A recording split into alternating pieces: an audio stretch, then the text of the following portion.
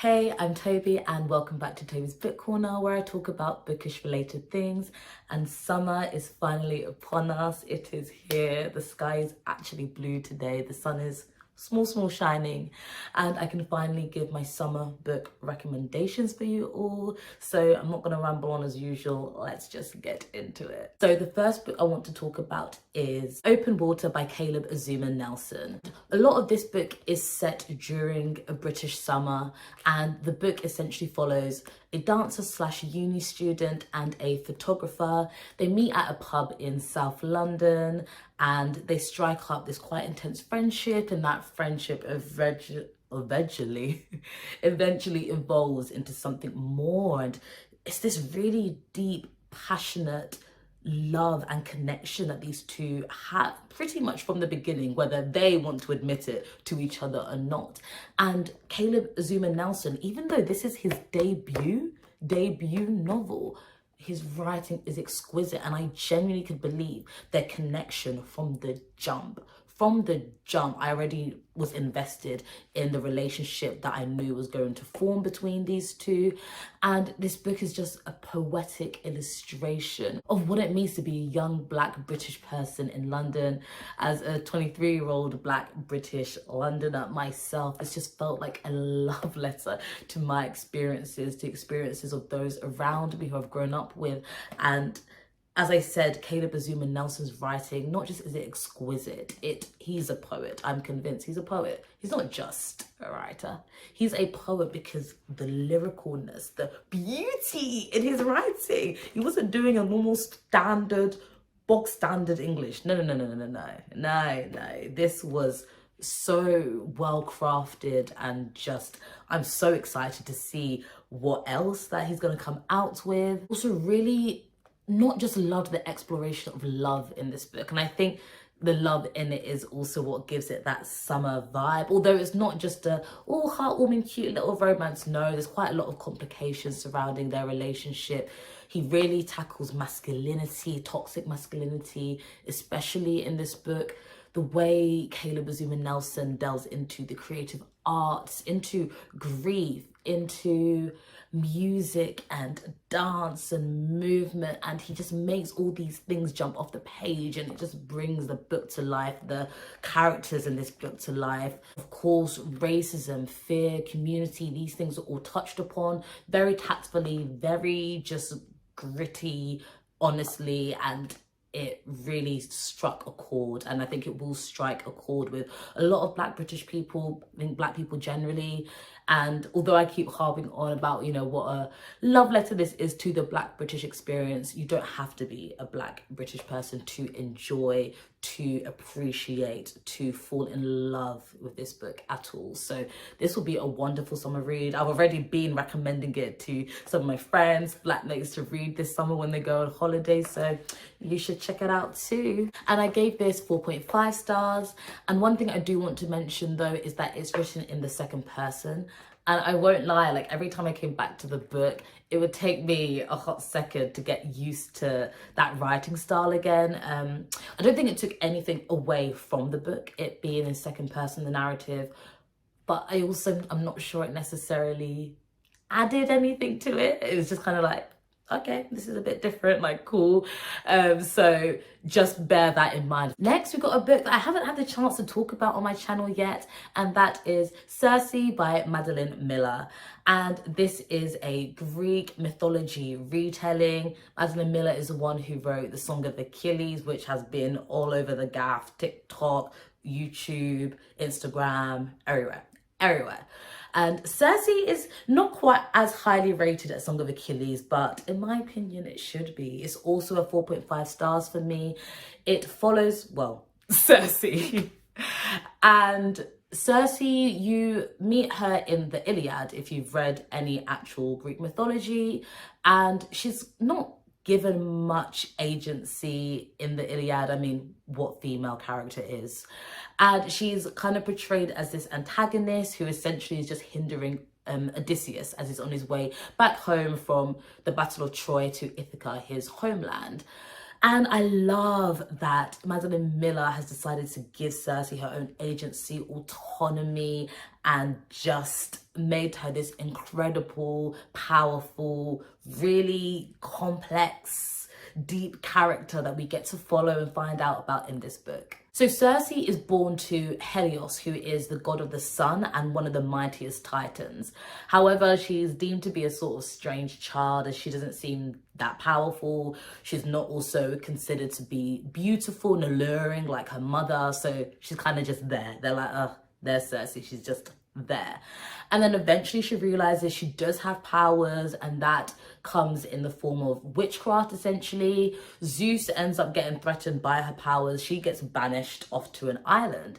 And then basically the book is just following Circe as she goes about her days on this island as different gods, goddesses, humans, people come and visit her on this island, and the interaction she has, and also just her own character development, despite her being quite isolated and limited interaction with the outside world. She has so much character development, so much depth, and it's just great to have that peek into her mind and to get to know her more. Some people try to say this is a proper like, ooh, feminist retelling. Like, yeah, maybe there's an element of that. I wouldn't be like, oh, it's feminist. But I mean, she's a boss babe. I'll give her that. I'll give Circe that. But it's definitely one of those books which is extremely character driven. I'll be honest, if you don't really vibe with Circe, you're probably not going to enjoy the book that much, because you're just hanging out with her essentially for like almost 400 pages. But if you do, then you will love this book. And the reason it gives that summery vibe is because you're there on this like island which has this kind of tropically climate, and you're just enjoying it. There's so much nature and richness in the writing and in the architecture and the landscape and the way Madeline Miller describes it, which just gives it that very like, I want to be on my own little, I want to be banished to my own little island this summer. I wouldn't complain, please. I would not complain. But yeah, Circe, also 4.5 stars, wonderful read. It's a really good form of escapism, this book, to just get transported to this island with Circe every time you open up that book. So if you really want that kind of escapism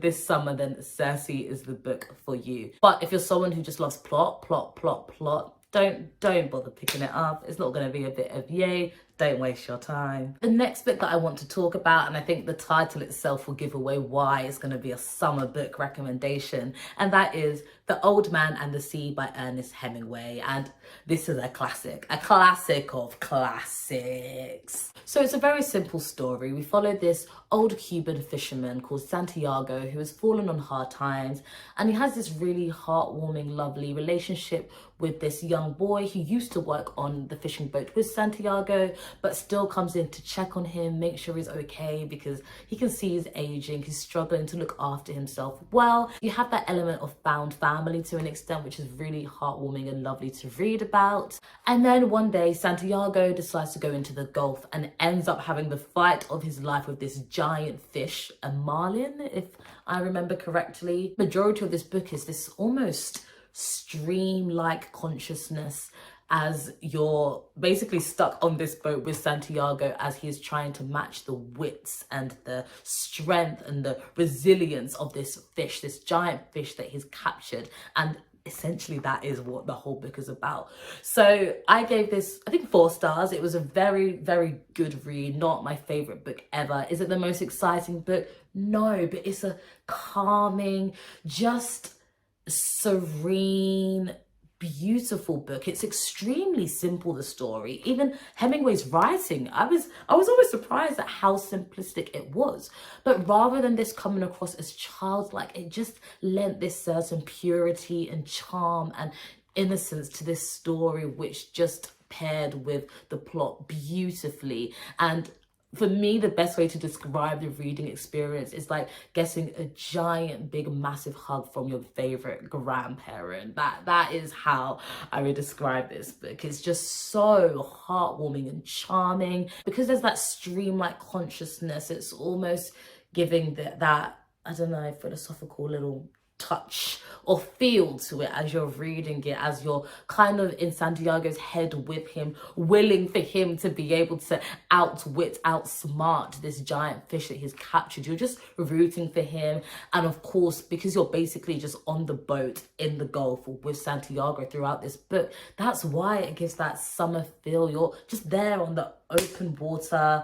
It's, as I said, it's not a tasking book to read. It's not difficult to get your head around. It's very simple. So if you want a book that's not gonna like take you out of a very serene, peaceful holiday you're on, or just mood you're in during the summer, this book could be for you. If you just want a nice, easy classic. It's super short. I'll be honest, if it was any longer, it wouldn't work for me because, as I said, not much actually happens. It's very character driven, very streamlike consciousness, dreamlike vibes. There isn't much plot, and yeah, it probably would be boring if it was any longer than it actually is.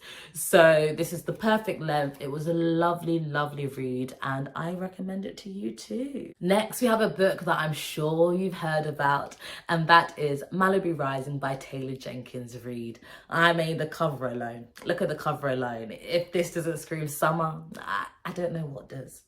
So this book, we follow these 4 famous siblings as they throw this epic party that they do every summer. However, this time a lot goes down at this party, and the course of all 4 of their lives changes in the 24 hours leading up to the party and then the actual party taking place itself. For me personally, was the character development a bit limited, a bit unrealistic? Yes, but we're talking about rich, white, privileged kids. So, you just take it with a pinch of salt, go with the flow. But what I do love, I don't know if that demonstrates love, but apparently it does today.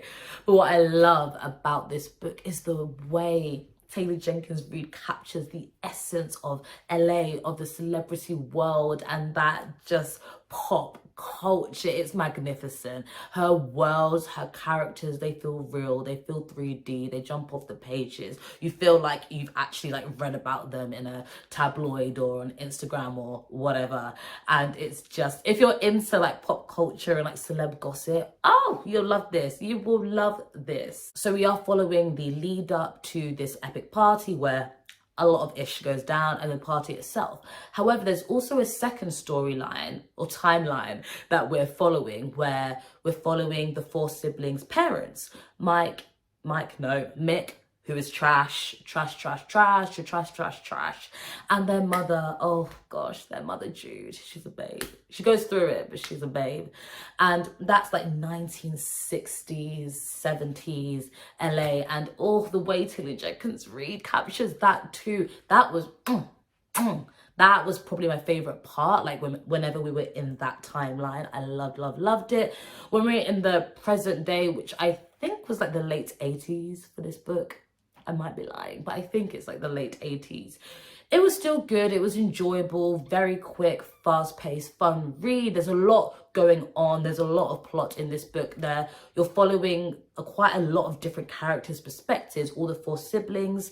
You have different people at the parties, their perspectives, probably too many people's perspectives when we get to the party part, to be honest. And then obviously in the other timeline with the parents, we have their perspectives too. So there's a lot going on to keep you, engaged, you turning the pages. It's extremely fun, quick read, which I think is perfect for summer. You don't really want a book that's going to take you out of like the holiday you're on, or to take you away from the wonderful weather you're hopefully having, etc. But it's just one that you will like get through quick, but also it's not hard to put down either, but it's easy to dive back into that world because of how effortlessly and amazingly Taylor Jenkins Reid creates these worlds, and you forget you're even reading about fictional celebrities, honestly. The only thing with this book I'll say, it's pretty forgettable. I think like in a year's time I'll probably struggle to remember exactly what the plot was about, but to me, for a summer book, that's not an issue. It's like, it's like a bit of like an airport read. You go to the airport, you pick a book from W.H. Smith, and it's like, ask me in a couple weeks time what the name of the book was, probably couldn't tell you. But did I enjoy it? Yeah. It passed the time whilst not taking me away from my holiday, my experience, my summer. So Malibu Rising, I gave it 3.5 stars, better than average, just not amazing. Now we're going to go on to non-fiction, and this book was actually one of my top books of 2021, and that is Feminism Interrupted, Disrupting Power by Lola Olufemi, who is a British Nigerian author. So, you know, I'm here for it already. This was an easy 5 stars. So this is a summer book recommendation for you who want to be a bit of an intellectual babe, you know. There are 10 different essays in this essay collection, so it's very easy to have this book as an ongoing one to dip into during summer. And this is just a fantastic deep dive into contemporary feminism. Lola Olufemi, she's reclaiming feminism from the white neoliberal model of feminism that has become very mainstream. That's feminism that relies on the state, on laws, on capitalism, on borders, on police, on misogyny, on racism, just all that cute stuff. From binary gender roles, which are supposedly meant to dismantle the patriarchy. So she's reclaiming feminism from that mode of feminism. We thank God. I just love that Lola Olufemi forces you to reimagine feminism as radical, as rebellious, as hard work. It's a really good reminder that feminism isn't just, yay, equality. No, it's hard work. And the abolition of all prevailing systems of violence. And that is continual global justice work. Global justice work.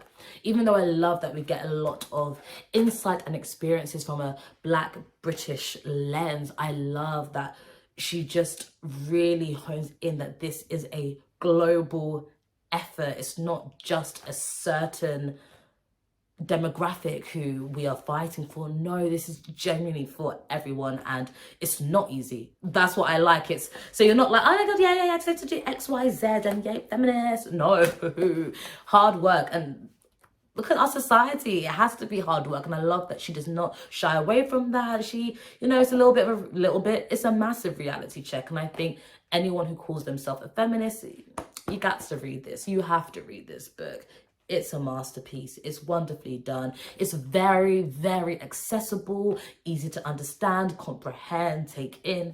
And there are some really, really interesting essays that she writes that I really loved and hadn't had insight into too much before, especially her essays on trans misogyny, gendered Islamophobia, art for art's sake, and how to support sex workers. I thought those chapters especially really, really thought-provoking, really wonderfully explained and dived into without being too academic. Even though I studied politics at uni, I wouldn't have minded that. I enjoy that it's not too academic. It's anyone can read this and understand this, and I appreciate that she's made it so accessible for you and I. So please pick this up. Now we're on to the last 2 book recommendations, and these are the heartwarming, feel-good, romance-y vibes. I don't read too much romance, so I know most people, they just recommend romance for summer, but there's only so many I can for you. But the first, well, technically 2 I want to talk about are Heartstopper Volume 1 and Heartstopper Volume 2. And I recently read these. These are comics by Alice Oseman, and they are a delight. They will bring you so much joy. Honestly, please just read them. That's me selling them. Just read them. You're welcome in advance. But what they're actually about. We're following Nick and Charlie, who both attend the same all-boys grammar school in the UK. Charlie, I think he's in year 10. So that's age 14 to 15, in case you don't know the British schooling system. And he was actually outed at his school the year before and was bullied quite badly because of it. However, some older boys stepped in, sorted the bullies out, and people leave him alone. But he's the only openly gay boy in his school. And then we have Nick, who is in year 11, and he's like quite popular. He's a rugby boy. And they end up being in the same form class because they're mixing up the year groups a little bit for form. And they strike up a friendship, and then eventually that friendship, you know, it might become something a little bit more. And it is just a joy to read and to see how it so realistically developed the relationship. Because in a lot of YA books or YA romances, I feel like the way things develop, I'm like, is this how you 50, 16-year-olds are rolling? Because that is not mine or my friends' experiences. And it was just very realistic the way their relationship developed, and just the different maybe insecurities or thoughts and just things going on in their head that they were expressing or didn't know how to express was just so wonderfully captured by Alice Oseman. And the first one I gave it 4 stars, super heartwarming, just absolutely brought me so much joy. And then the second volume, this one, I gave 5 stars. I did not see it coming. I don't read YA, I don't read romance. I said, what's going on? But I loved with this one, although the relationship was developing further, we got insight into some of the real life issues that these main characters were dealing with. I also love that we were getting more insight into the secondary characters, and each one of them are fantastic. And I love that they're becoming more fully more fully fleshed out, and I'm excited in the 3rd and 4th volume to hopefully delve into their lives a little bit more. Genuinely, I feel LGBTQIA plus teenagers are just so lucky to have this comic, and of course now also the Netflix adaptation of this, growing up to see a healthy, wholesome queer relationship in a coming of age story, not one that is completely riddled by trauma and bullying and hypersexuality and all of these things, which of course these things can happen in any coming of age story, but it's the fact that you don't get any representation of just quite a wholesome, nice relationship, gay relationships. So it's just lovely that there is that representation that is out there now, that is very popular as well. So just Alice Oseman, thank you. They've just created an absolute bundle of joy. I have heard that the 3rd and 4th volumes, it gets a little bit more intense, so I need to mentally prep myself before I delve into those. But these 2 volumes, there are some genuinely really quite deep topics that are explored in both, and especially the 2nd volume. But overall, there is still this just general lightness and fluffiness to the books. But real topics are dealt with, which is what I think why the 2nd book probably was 5 stars for me. There was just that extra depth and complexity added to the characters and to the plot and to the world that Oseman is building.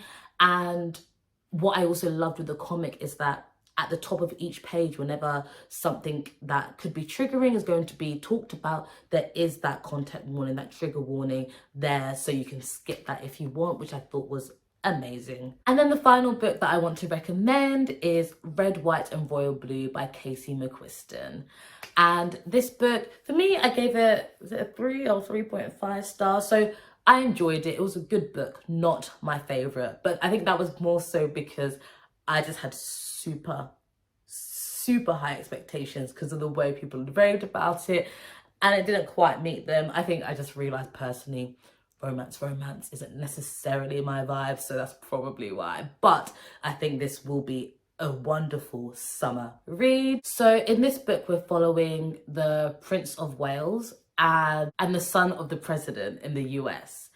And they've always had this rivalry growing up, not got on. There's always just been this unexplained weird tension between them. However, it all comes to a head at one party as they're both adults now. How old are they? I think they're in early 20s, I want to say. And they end up having this little kerfuffle. It's cool, the paps, they called it all.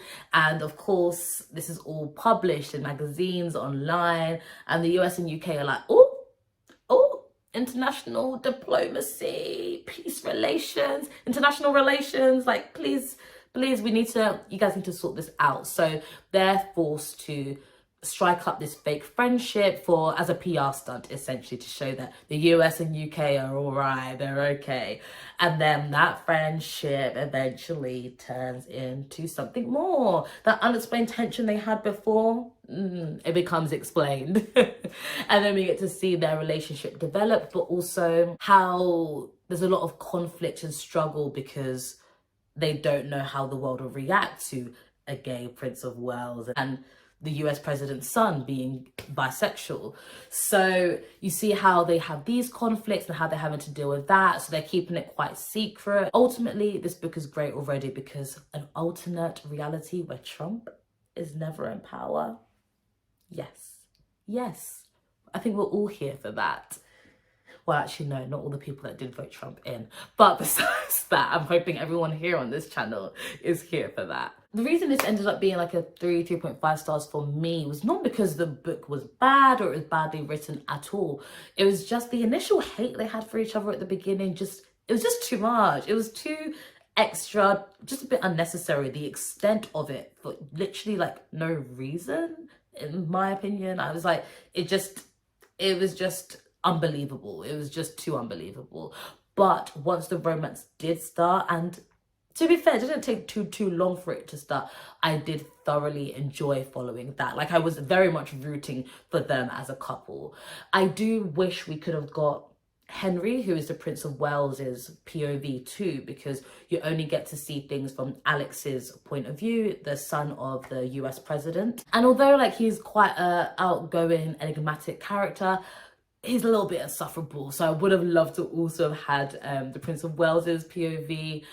That probably would have pushed up my rating a little bit, I think. I think a lot of people actually really appreciated the fact that there wasn't too much political intrigue or like insight into what was going on in Congress and the executive office in the US, whilst maybe because I study politics and especially like I did quite a few modules on US politics and I find it interesting. I was actually hoping for more political intrigue, more insight into, what's also like the ins and outs and the goings and comings of the Congress and executive office in the US. Like, tell me more. So for me, I think that's just a very much a me problem, that I wish I got more of that. Was most people were actually very happy there wasn't too much of that. So if you're someone who falls into that bracket, you probably will really enjoy how Casey McQuiston done this book. Their writing is wonderful. It's very easy to read. You'll be flipping the pages like there's no tomorrow. And it is very just heartwarming, feel good. The romance, the steamy scenes, like I'm just here for all of it. Like, I feel like they didn't go overboard at all with the smut or steamy scenes. They weren't too explicit. So if you're someone who doesn't usually like to have to read too much like smut or steamy scenes, then this book should be okay for you. That's my summer book recommendations. I feel like hopefully that's a decent range of books, not all just one type of genre. So, you know, pick and choose what tickles your fancy. I hope everyone's gonna have a wonderful summer this year, especially as traveling and just being outside and things kind of getting back to normal again. So hopefully everyone has a wonderful summer this year, and I hope you enjoyed this video. If you did, give it a thumbs up, and if you want to, subscribe and join this small chaotic corner of the internet. If you don't want to, that's all right, and I'll see you in my next video. Bye.